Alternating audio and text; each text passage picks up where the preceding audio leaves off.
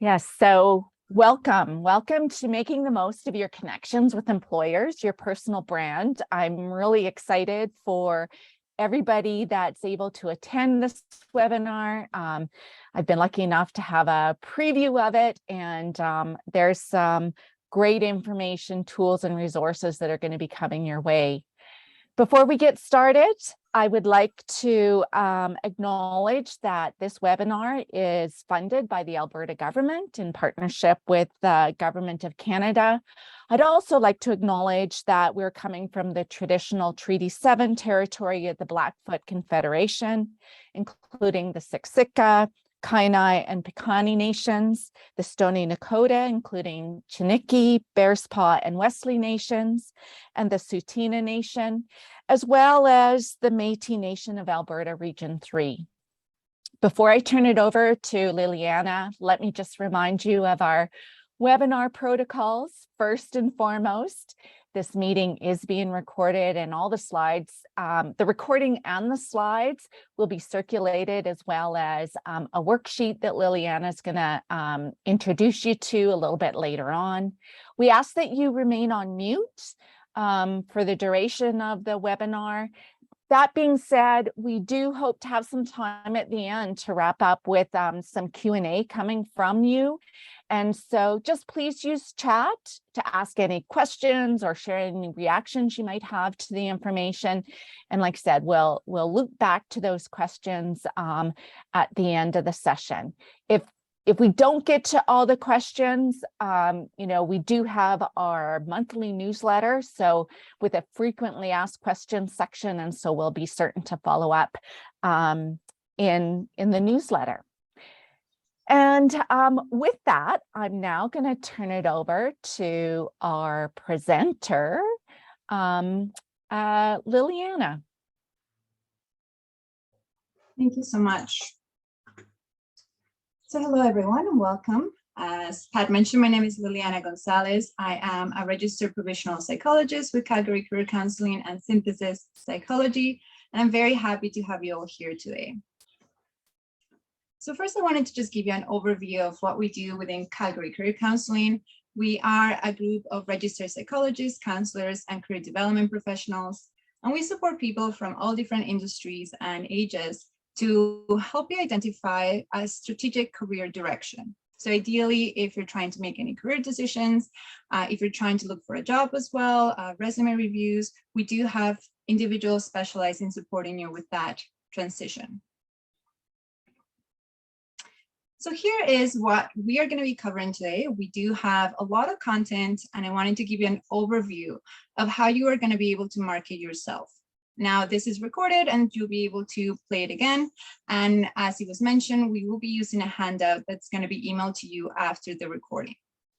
So some of the points that we are going to be covering today, we're going to talk about marketing yourself, developing a personal brand, telling your transition story. So let's say if you are transitioning from one industry to another, or even one job to another, we are going to be talking about that. How to tailor your application documents, so that includes your resume, your cover letter, and sometimes even a LinkedIn profile. And finally, how you're going to conduct informational interviews. So to start off, I wanted to talk about a personal brand. So when we think about a personal brand, it encompasses many different factors, but really the simple idea here is that your personal brand is how you communicate your value to employers. So how you're able to promote yourself so that you're able to be unique and you're able to be recognized, and you can be more successful in the job search and overall in your career.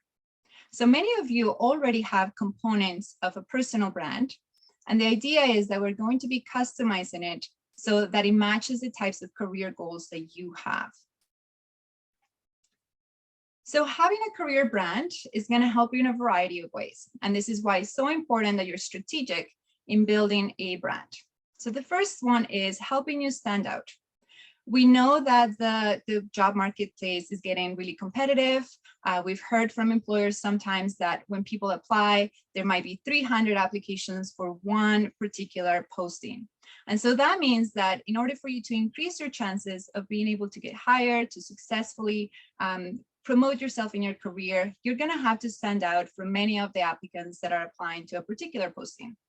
And so this is going to increase your chances of getting hired if you're able to uniquely showcase what it is that you can bring to a company, what your value proposition is going to be. This also is going to influence your career success. So regardless of if you're looking for a job or not, if let's say you're already working, the more you have a strong personal brand, the more likely you're going to be recognized and you're going to be promoted, or you are going to be given other opportunities that other people might not have. And finally, it is also going to impact your career satisfaction because you're going to identify the type of brand you want to portray and the type of promotion you want to give to employers. And that's going to match the types of preferences that you have. So if you have a strong brand, you're going to attract opportunities that are going to match your preferences better. So likely you're going to be more happy, motivated, and you're going to be more satisfied. So when we think about a brand, it encompasses many different factors, and these are not all of them, but I just wanted to point a few that are quite important when you're considering creating one for you. So first of all of you already have experiences, knowledge, skills, and abilities. So that is really part of the brand, which you already have.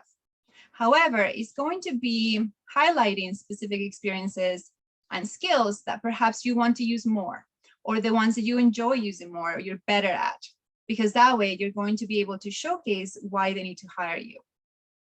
Also, the brand is going to include Tailor application documents. So as we know, we all have resumes, cover letters, we have documents, even portfolios that we might use, but it's important that we're tailoring them and really changing it based on the type of application we're sending.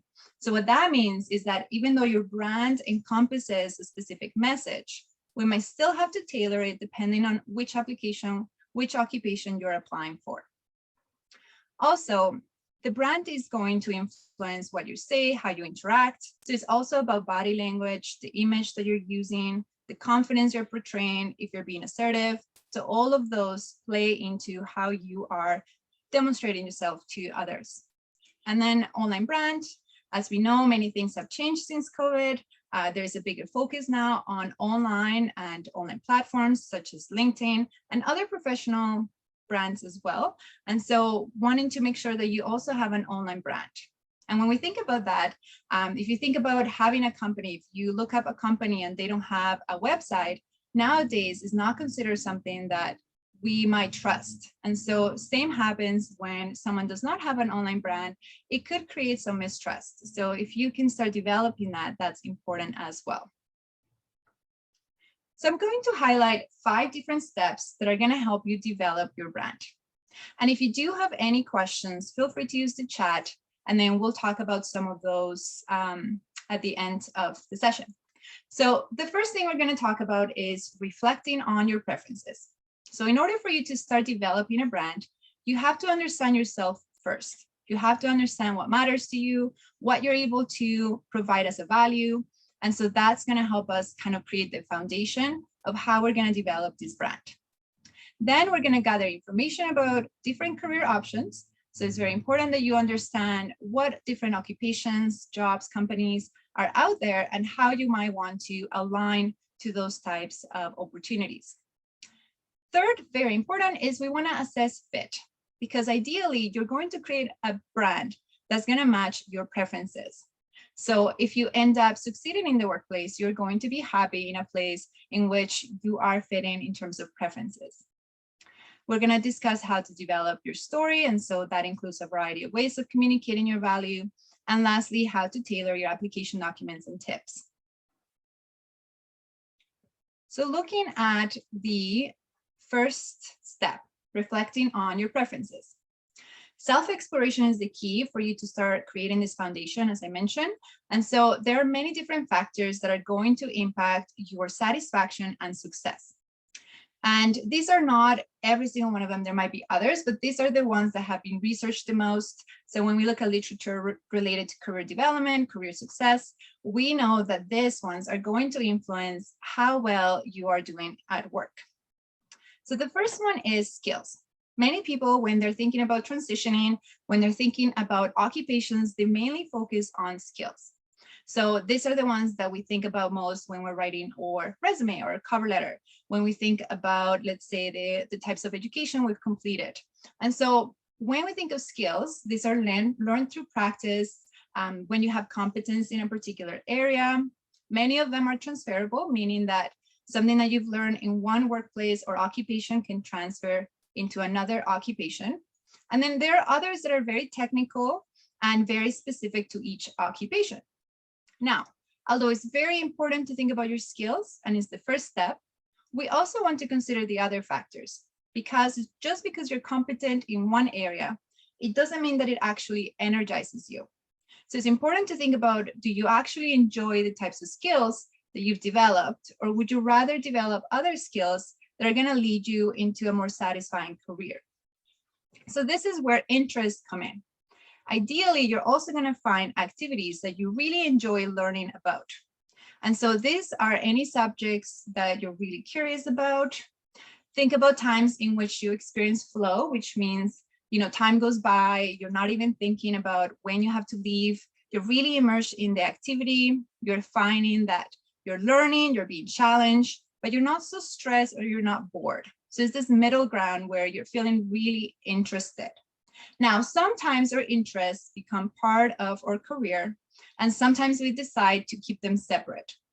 But if you can, start thinking about which areas you're interested in. Sometimes we can find interests, let's say, related to companies, depending on what the company is providing as a service or a product. It could also be the industry, or it could even be the type of field that you are learning about that's related to your interests.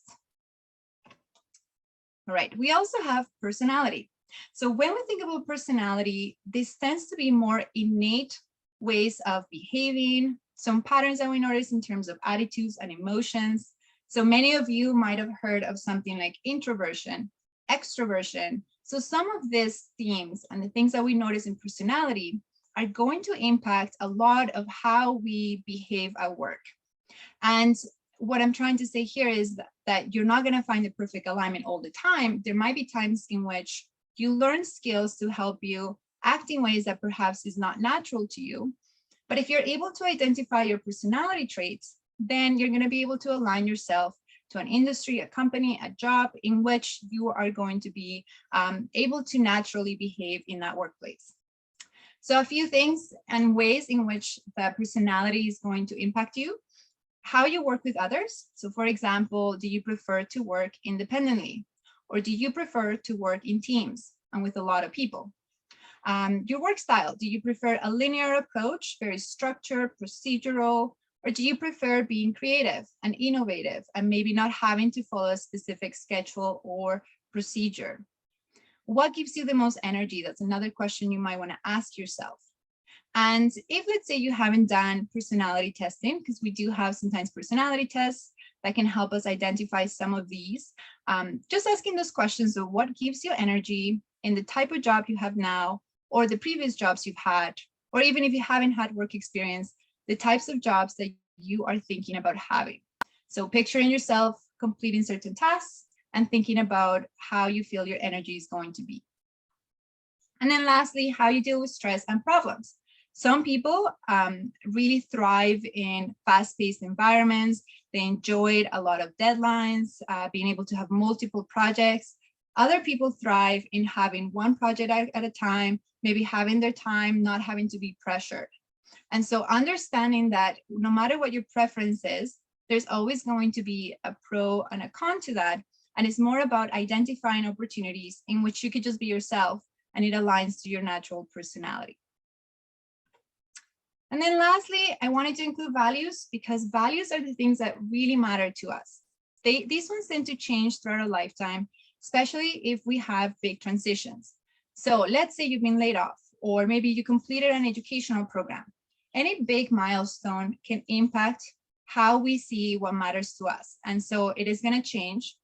It is important that you consider values often. And so you review them and you think about what really matters to you.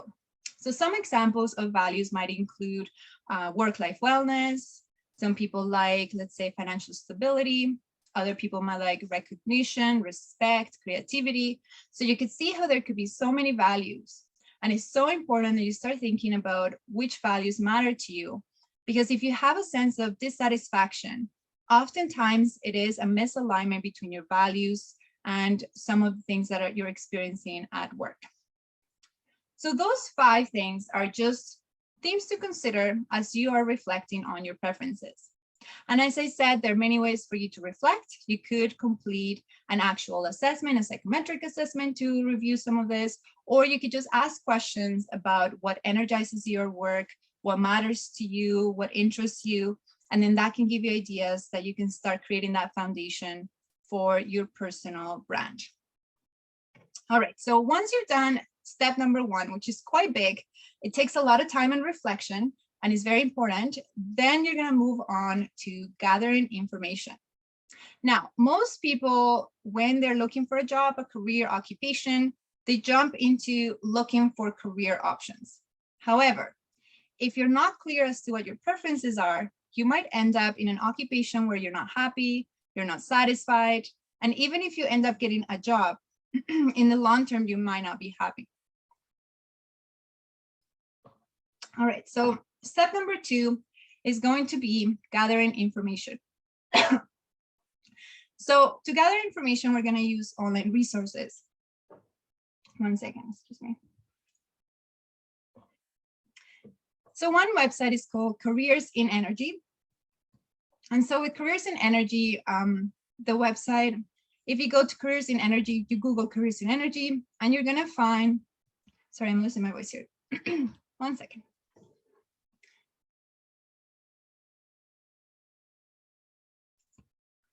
All right, so if you go to Careers in Energy, you are going to find a tab that says Energy Careers, and then there's another tab that says Explore Careers.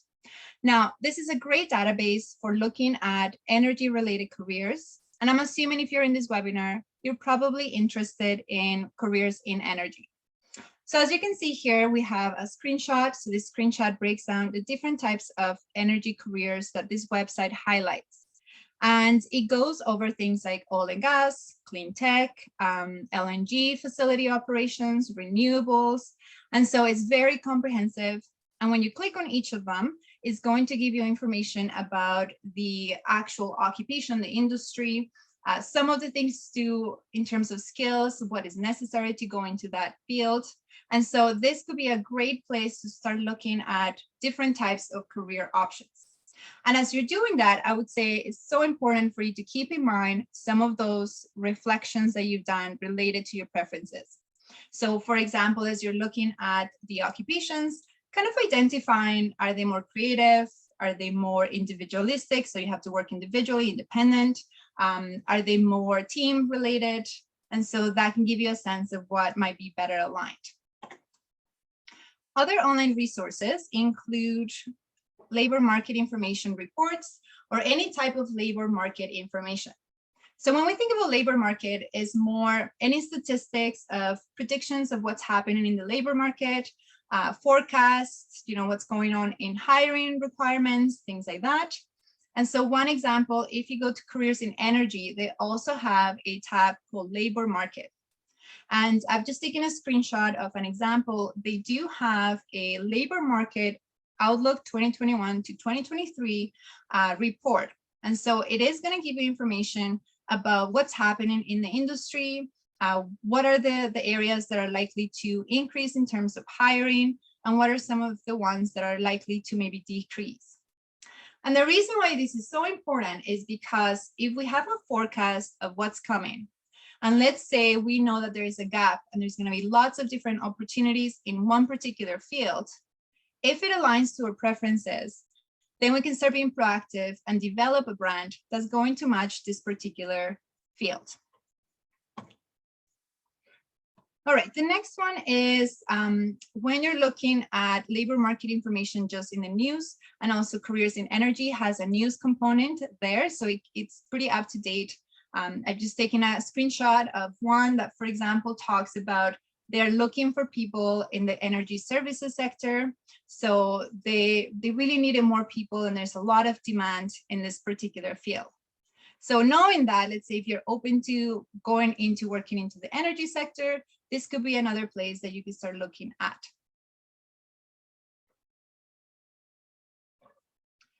Other places where you can learn more about labor market. So sometimes we can check out the news just to see what's happening. And I know here we're focusing on energy, but if let's say you wanted to look at any other different type of industry, you're gonna probably find labor market information about that particular industry. But in this case, and again, we're seeing that they are reporting that apparently they do not have enough workers for specific sectors within the energy sector.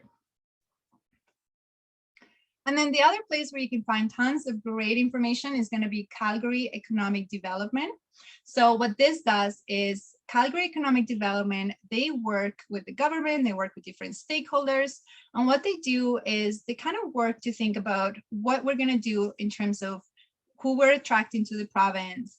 What do we want to do in the next couple of years in terms of labor market? And so, for example, they've created this particular kind of booklet. So if you go online, it's going to be a digital booklet. You can download it.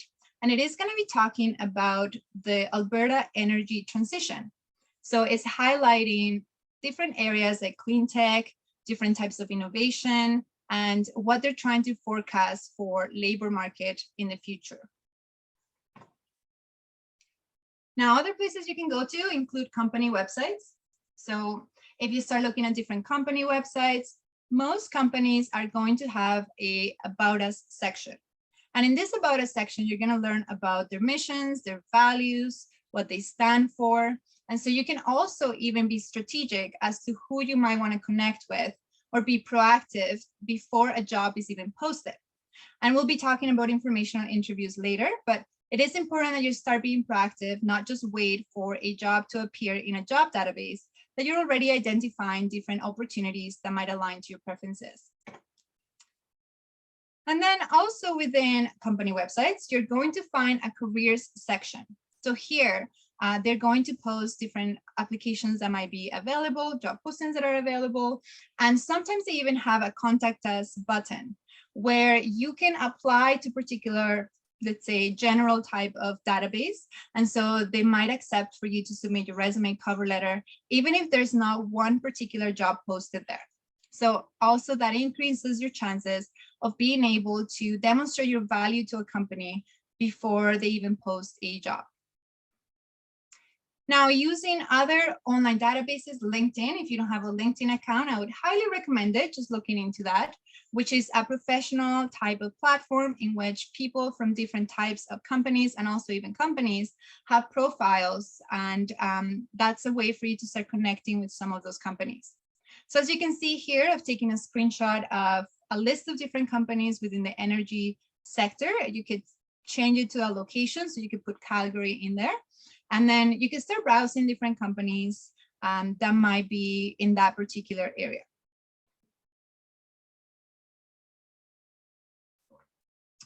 All right, so now what we want to do after you've identified your preferences, then you've looked at different options. Now we want to start gathering information even more. So another way to gather information, one is going to be online, pretty accessible. You could do that right away. The second one is going to be conducting informational interviews. Other people call it discovery sessions. So just think about this as a conversation that you're having with someone in an industry or career that is related to what you're working in. That you would like to work in. So it's a meeting with someone in that industry in which you are going to be asking very specific questions. And you might gain some tips regarding how to get into that industry, maybe to see if it is a good fit. So making sure that it's actually a good fit for you and seeing if there's any other job opportunities. Now, one tip I do have for you here, try to diversify the professionals that you reach out to. So some people only reach out to HR, which it's okay. It's okay to reach out to HR, but I would say try to reach out to people that are doing the work that you want to do. So in departments or projects that are related to your area of interest. Try to diversify it and maybe connect with people that are junior, mid-level, and senior, just to also get a breadth of knowledge into different types of things within the company. All right, so how are you going to find people to talk to? There are different people you could talk to. I would say start within your network.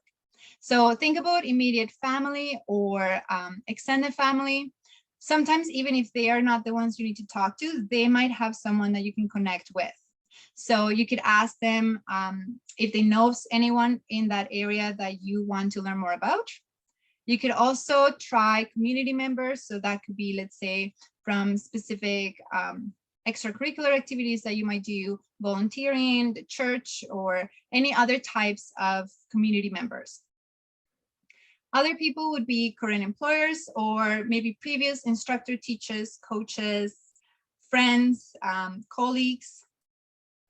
Others will be through social media platforms. So you don't necessarily need to know the person. You could also reach out via LinkedIn or company directories or company websites. That could be another place too. All right, so informational interviews. When you reach out to this person, make sure you let them know why you are contacting them. So you want to prepare questions you want to ask them, and you really want to thank them for their time. So here I've given you just an example of, let's say, a little blurb that you can send someone via LinkedIn. And in this case, let's say the person attended a global energy show, and then they were in a session in which they met someone that was talking about an area that they're really interested in. And I know with Pat and Cheryl, they will be also providing more information about other events that are upcoming with employers. And so if you go to an employer forum, if you go to a conference, you could use some of the contacts there to be able to follow up and maybe inquire a bit more to conduct an informational interview. All right, so I'm going to give you some examples of questions that you could ask. So if you take a look here, you're going to see a variety of themes, and I'll give you a minute to look at those, and then I'll explain them further.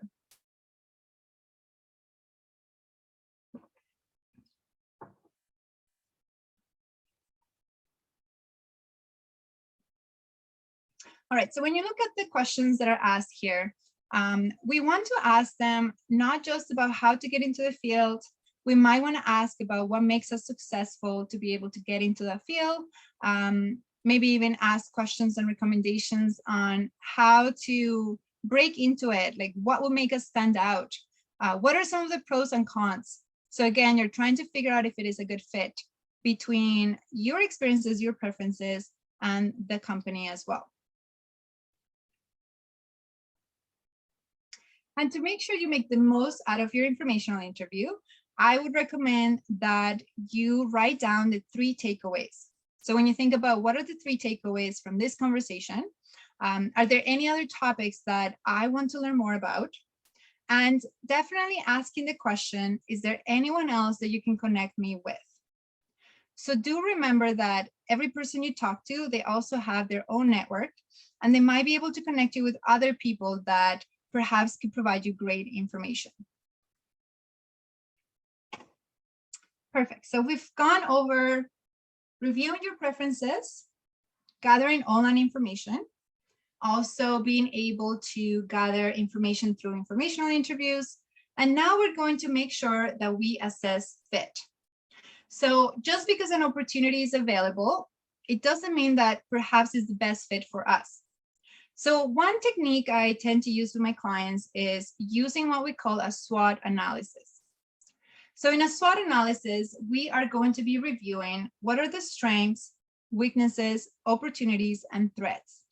And so the first one here, the strengths, we want to consider, okay, what are our unique skills, experiences, knowledge, and how does that align to that particular industry or opportunity? We also want to take a look at our values or interests or personality just to see how it is aligning. Other types of questions you could ask would include, would my transferable skills be relevant to this particular industry? Because that will be a strength. You might not have to retrain, get new skills. You might be able to transfer right away.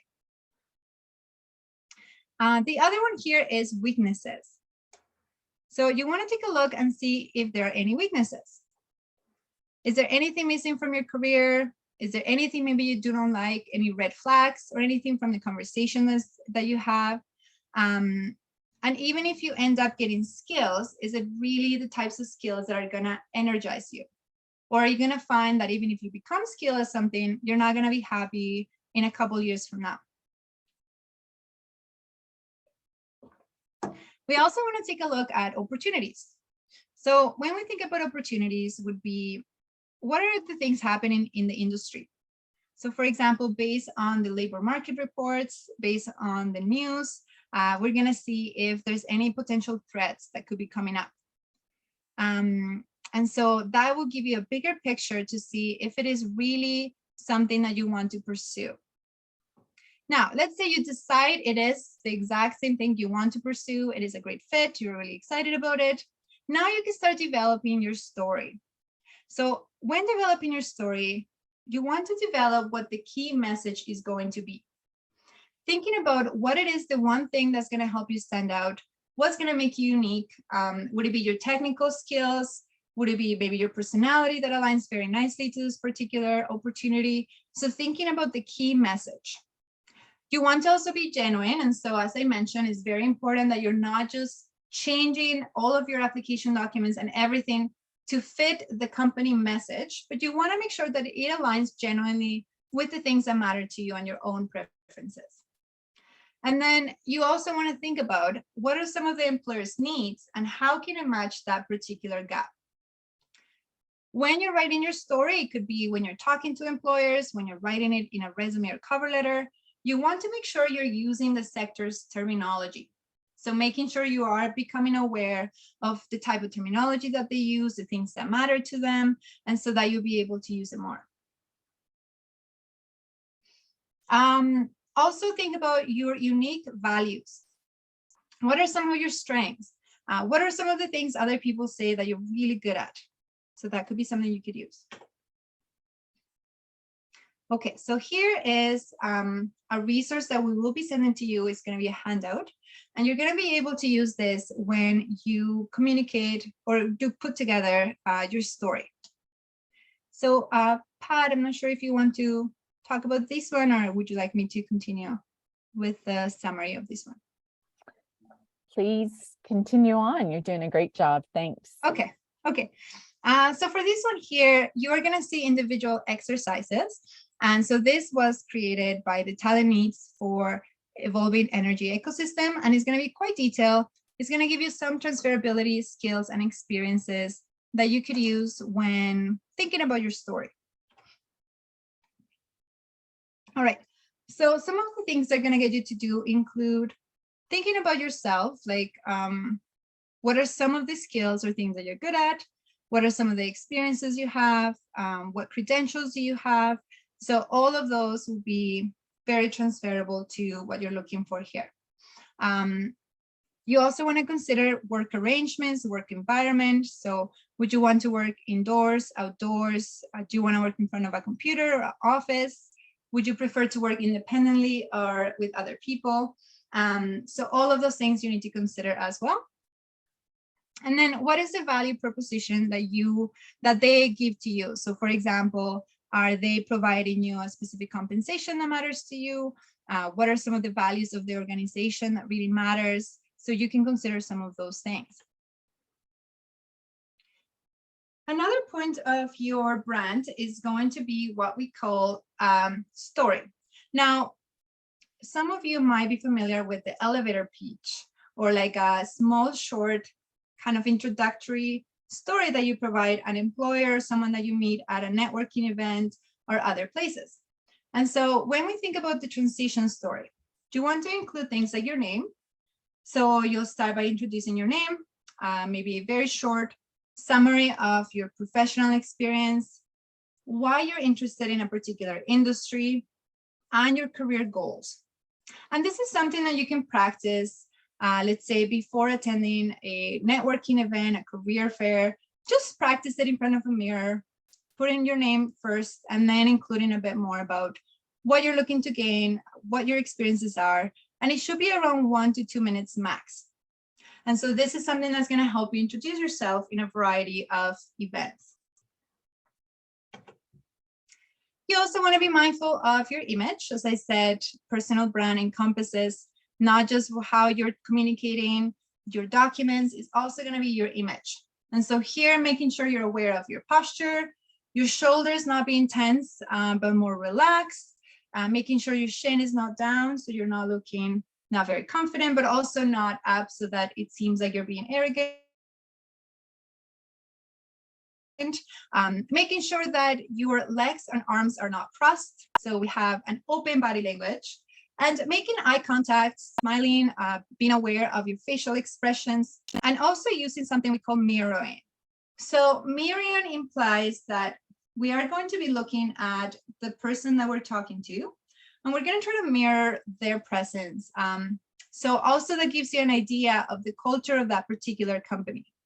How do people tend to portray themselves? So do they tend to communicate very assertively, directly? Do they tend to be more friendly? And so that also gives you an indication not only of the company culture, but also how you might have to build your own brand to be able to align.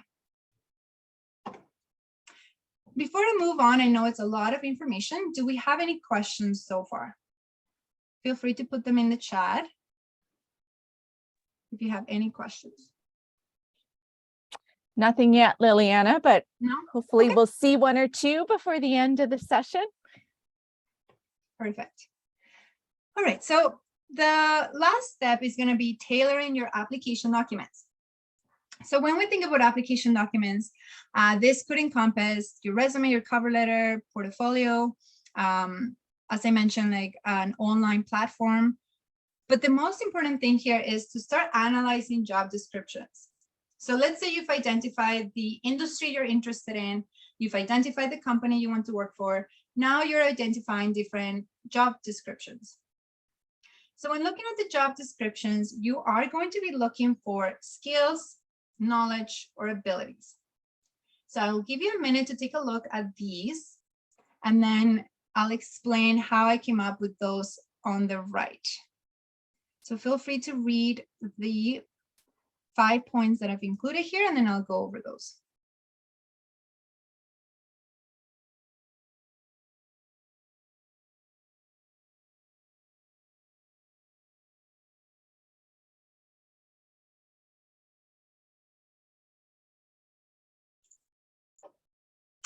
All right, so if you can see here, let's say I was analyzing this job description. I will be looking at what are some of the skills that they're looking for. And oftentimes we are going to be getting both soft skills. So soft skills would be things that are not necessarily technical. So for example, teamwork, analytical problem solving, language proficiency, that could be kind of, I would say both. And then in the next one, I'm going to show you, sometimes it could also be more technical.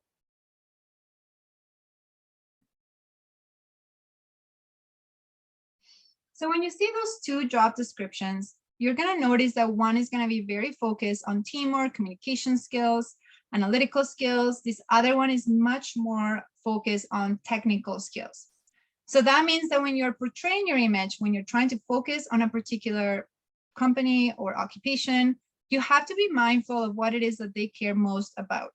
So if you were to apply for this one company, we're going to emphasize a lot of technical skills. We might still include soft skills, but maybe they're not as important as the other one that we just looked at.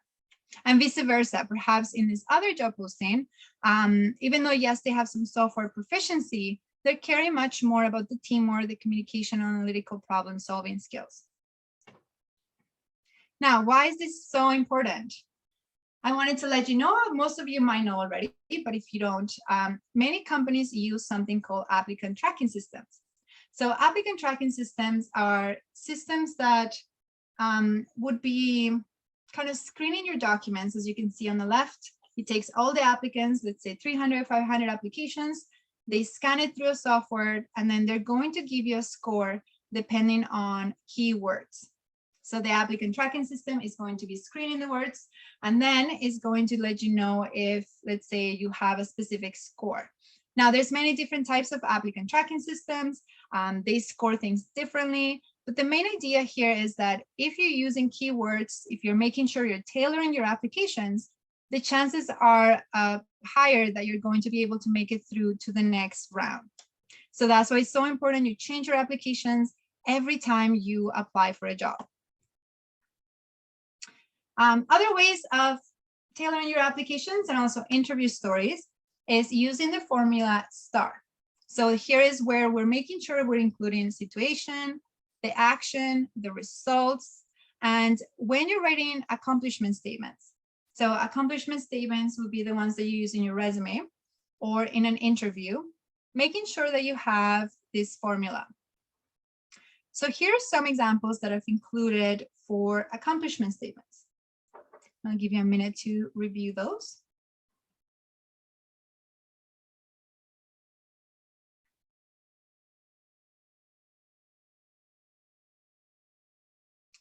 All right, so as you can see, we are going to be including a verb. So the first thing we're including is an action verb, meaning a verb that's equal to a skill. So analyzing information, promoting effectiveness or awareness, forecasting. So we're seeing some of those skills throughout your accomplishment statement.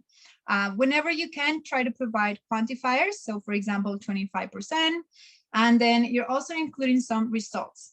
So we don't want to just focus on what you've done, but also talk about how you've done it well. All right, and then I was going to get you to maybe create one accomplishment statement. So maybe I'll give you a minute or two if you want to. Feel free to kind of think about if you had to put together an application, and let's say you had teamwork, safety, problem solving, or creativity, what kind of experiences would align to that? So maybe I'll give you a few minutes. If anyone wants to share, you're welcome to. You don't have to, but maybe you could put it in the chat if you have any questions or if you want to share. So I'll just give you a few minutes there, and then I will bring you back.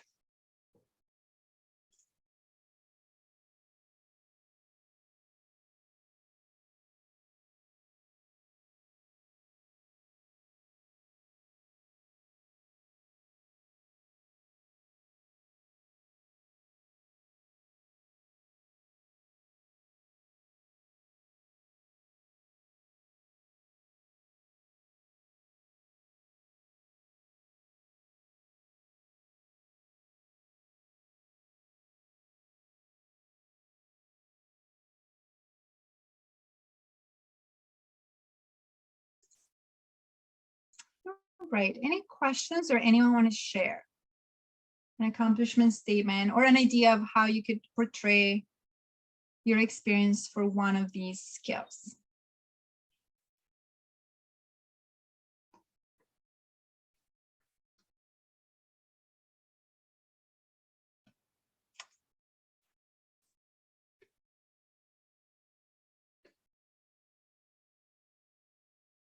Right, and that's okay. If you don't have any ideas, that's okay. But if you do have any at the end, feel free to come up with it later. And do remember that every time you write an accomplishment statement, you can think about how it transfers to the job you're applying for, the company that you are applying for. I wanted to share this website. It's called Jobscan.com. And so with this website, what you could do is you can copy paste your resume, cover letter, and a job posting. And it is going to give you a score, like a percentage, to let you know how you're ranking for a particular posting. So this can give you an idea of how well you're tailoring your application documents and if you're going to succeed passing through the ATS system with the application that you've created. Another point I wanted to make is that making sure you don't ignore your online presence is also quite important. As I had mentioned earlier before, LinkedIn has become much more popular. Sometimes recruiters are reaching out to professionals via LinkedIn, even when, let's say, the person has not applied for a particular posting. So if you have a very strong LinkedIn profile, you might be able to attract some companies and some people to perhaps connect with you for a particular opportunity. Make sure also, if you have any other type of social media like Facebook, Instagram, Twitter, any others, that everything that is professional. And if it's a personal type of account, just make it private so that employers are not going to be looking at those. And something just for fun, I would recommend you Google your name and just see what comes up when someone Googles your name. And you might have a very popular name, but it might be good just to get an idea of what comes up. If you are going to be attending any type of networking events, I would also highly recommend that you start thinking about your brand in terms of network. So do you have a space at home that looks professional? Perhaps that is a quiet environment. Do you have the specific technology like the camera, mic, and that is set up so that people are able to see you kind of like we usually want to see the shoulders and then the head, and then have a little bit of space between the head and the top of the screen. And so just setting up a professional type of setting at home might be great. Making sure you think about the surroundings, the lighting, because all of that is also going to add to your image. Now that you've gone over all of those 5 steps, then now you're ready to start connecting with employers. So what I would recommend is going through those steps, then you can start thinking about attending different networking events, career fairs, forums, professional development type of events. There's also different professional associations. You might be able to sign up for the newsletters. Oftentimes they put together events, and so that's another way for you to start networking and being able to get your brand out there. You might want to contact companies directly that you're interested in. You don't have to wait until the posting is up. So just be proactive and start reaching out to some of those companies. You could also set up some informational interviews, start following companies that you're interested in LinkedIn. So through LinkedIn, you're able to follow companies, and then it's going to give you updates for any projects that they have, events. So that could be another way to start getting kind of connected to other people. And then the other one I wanted to let you know about is signing up for professional development programs. So there are many different programs, and even some paid or funded by the government of Alberta, that are helping you transition and gain new skills. So we know that, for example, digital type of skills are very important nowadays. And so the government has been creating different types of programs like that that could be helpful. And when you sign up for professional development, you get the opportunity to connect with classmates or sometimes even industry that might be providing some funding for these particular programs. So that brings me to the end of the workshop, but I know we had a lot of content. And so the one thing I would suggest for you, out of everything we talked about, thinking about one piece of information that you've learned about and that you want to implement. And so even if you only make one step, it could be creating a LinkedIn account, maybe exploring your own preferences, or identifying different types of career opportunities. Just thinking about taking that one step can be helpful. I also wanted to share with you some of different websites that you can access. So we have Alice. They do have a very comprehensive occupational database, and so that gives you information about different occupations, salary information, educational requirements. So a great resource, and many other types of content, booklets that can be very supportive.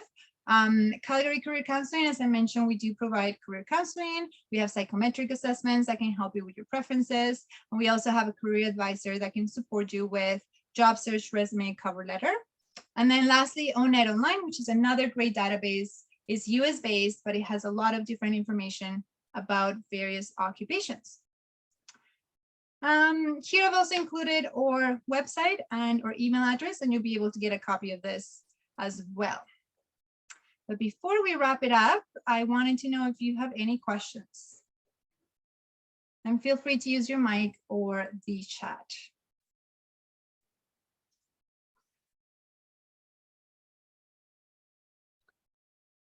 Thanks, Liliana. We haven't received any questions in chat yet, but perhaps please feel free to use chat. We do have a few minutes, and or even just any reactions to some of the fabulous information that Liliana shared. I have a question, Liliana. You know, and with now that we're sort of getting back to whatever the new normal is in terms of, in-person events and that kind of stuff, have you noticed any sort of trends related to how companies are interviewing. Are they still, utilizing online interviews, especially at early stages, or any thoughts in terms of some of those things that were being done during COVID? Are they, what's sticking and what's reverting back to maybe a normal way of doing things?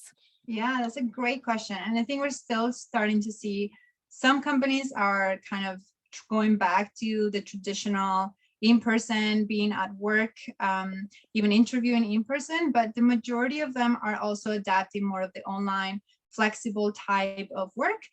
We're noticing even patterns of more flexible work arrangements where people might be able to work a few days in the office, a few days at home. But even in-person events, I think people have missed that interaction, and I don't know if that's ever gonna go away. I think having that personal connection is quite important, and so it really depends on the preferences of the company and the individual. But I can see the value of also connecting in person, especially for informational interviews or when you're trying to network with a professional.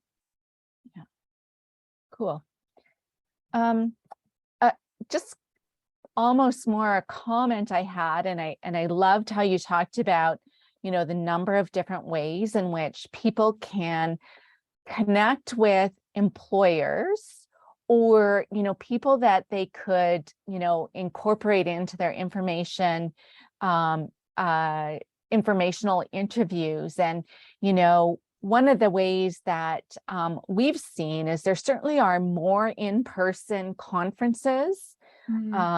And there so often is, expos or trade shows that are attached to those conferences that are often free or minimal, sort of entry fee to get in. And I know just even in terms of doing some of our own research, it's a great way to connect with people that are there to talk about their company or talk about their technology or their industry or whatever. And so I love that you mentioned that as a way to, connect with employers that are sort of beyond just the traditional job or career fairs.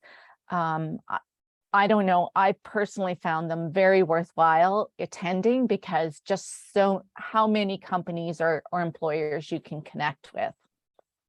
Yeah, that's a great point. And I think many of them are open to connecting via LinkedIn as well after.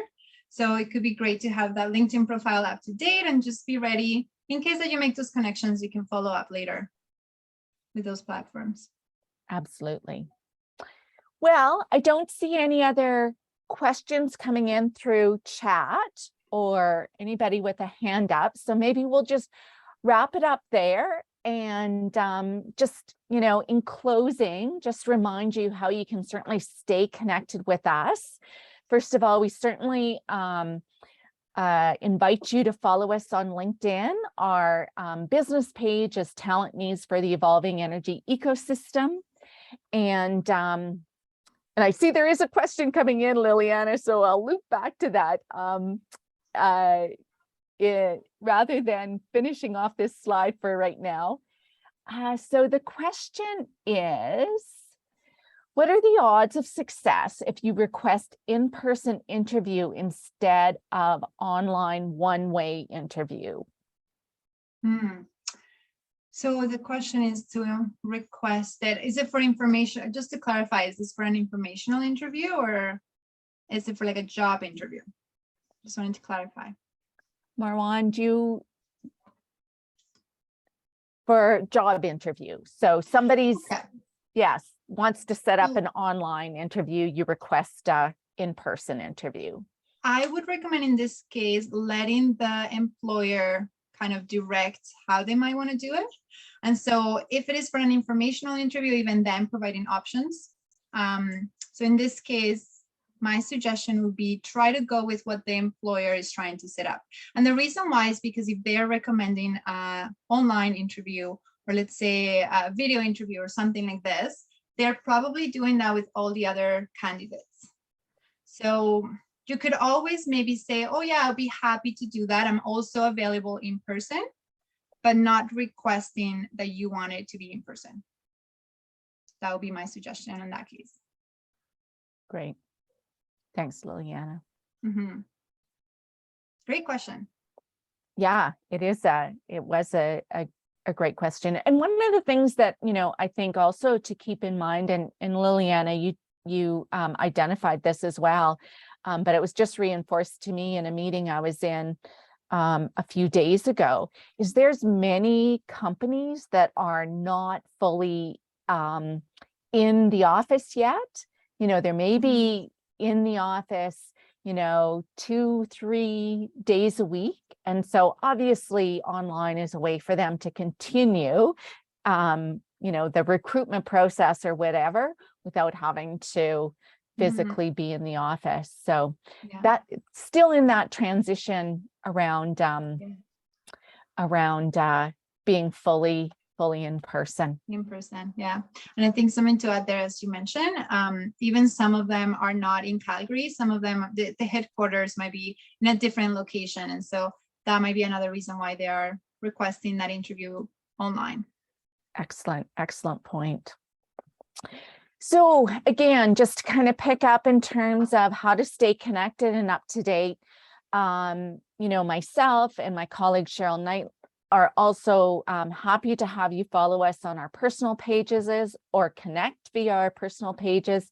We do certainly try to share resources, share any upcoming webinars, or we are in the near future in the coming months also doing employer forums. So between our business LinkedIn page and our personal pages, that's a really good way to kind of stay on top of some of the things that we have going on to support job seekers, career transitioners in their job search.